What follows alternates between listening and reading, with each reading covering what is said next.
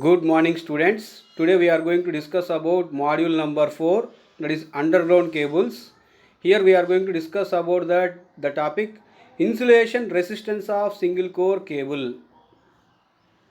So now we are going to discuss about insulation resistance of a single core cable. As we know that very clear, we have the different types of cables like single core cable, two core cable, three core cable and four core cable, but depends upon the type of service we can choose that conductor either single core or two core, three core or four core. It depends upon the type of the transmission system, either single phase single wire or single phase two wire, either three phase three wire or three phase four wire transmission system. According to the demand of the load, demand of the current, demand of that voltage, we can choose that either single core conductor or two core conductor, three core conductor and four core conductor. So while we are transferring that electrical power via single core conductor or two core conductor or three core conductor, it is definitely required to do analysis regarding to the amount of resistance which is given to its insulating material. So let us consider the cable conductor which is provided with a suitable thickness of insulating material.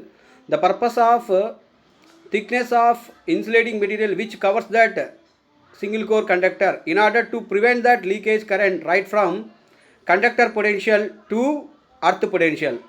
The path for leakage current is radial through the insulation. That means there is a path for leakage current which is always radial, which can transmits via treeing and tracking or voids. The opposition offered by insulation to leakage current is known as insulation resistance of the cable, because resistance is the property of the material which opposes that flow of currents. In similar manner here, the resistance of an insulating material which opposes the flow of leakage currents via voids or treeing and tracking for the given single core cable. So for satisfactory operation, the insulation resistance of the cable should be very high. As we all of them may know very clear this point, because always we have to maintain the insulation resistance of the cable should be very high.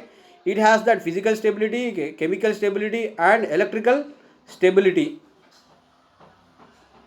So let us consider a single core cable of the conductor having a radius of R1 and internal sheath radius of R2 as shown in this figure. So look at here, R1 is nothing but radius of conductor, core radius. Core means that is nothing but group of strands, that is core of the conductor radius, and R2 is nothing but internal sheath radius. The internal sheath radius is nothing but insulating media resistance, insulating media radius, that is R2 here. And also let L be the length of the cable. The length of the cable depends upon that either single phase transmission system,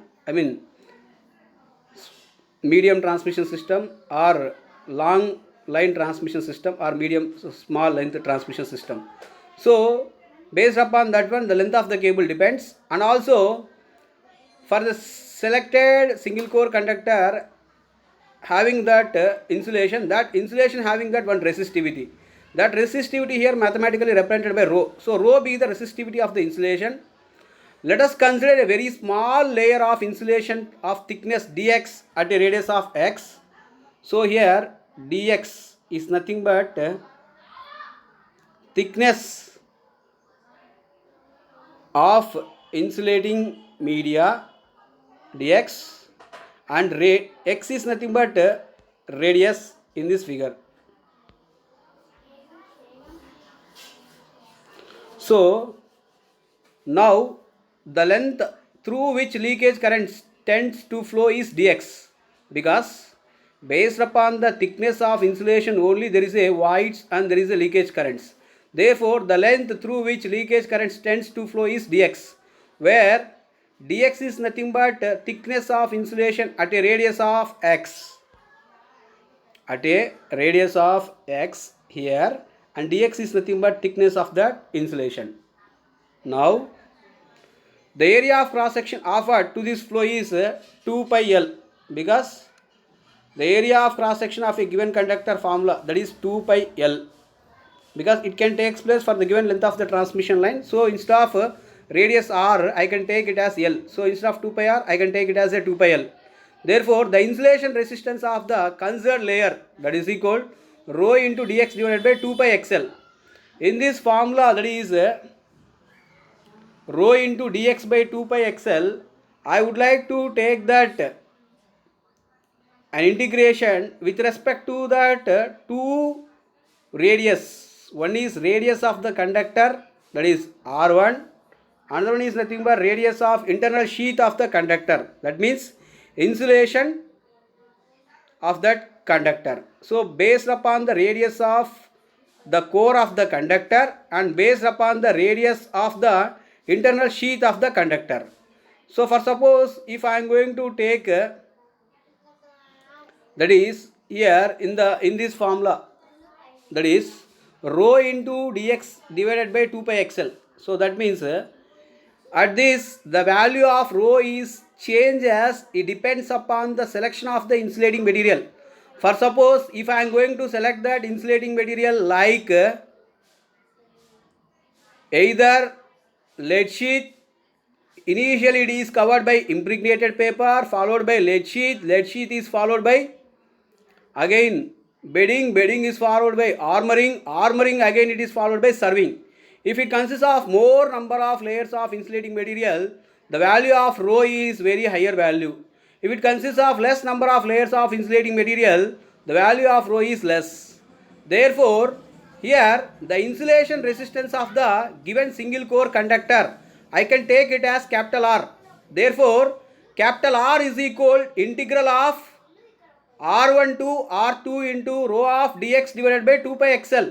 That means here I am taken the radius of the two conductors. One is the radius of insulating material and another one is radius of sheath. So R1 is nothing but radius of core of the conductor and R2 is nothing but radius of inner sheath, that is nothing but insulating media. Therefore, capital R is equal integral of R1 to R2 into rho of dx divided by 2 pi xl.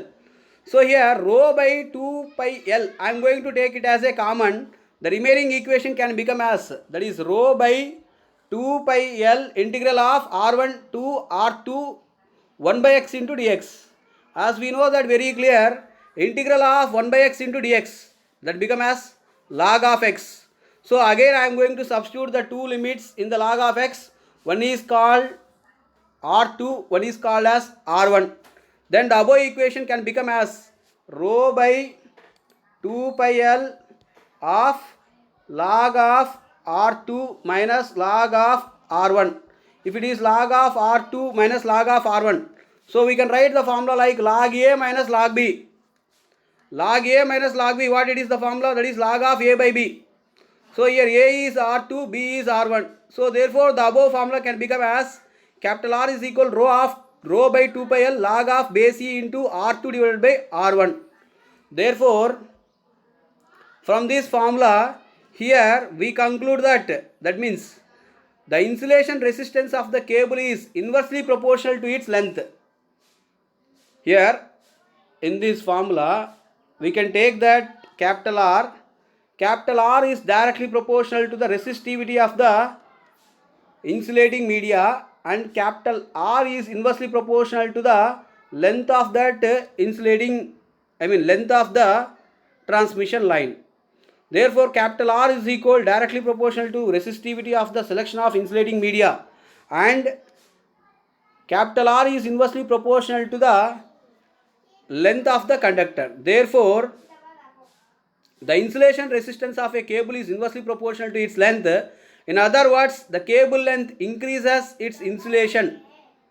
That means its cable length increases its insulation resistance and decreases and its vice versa. So that means the cable length increases, its insulation resistance decreases. The cable length decreases, the insulation resistance is increases and its vice versa at here. Thank you.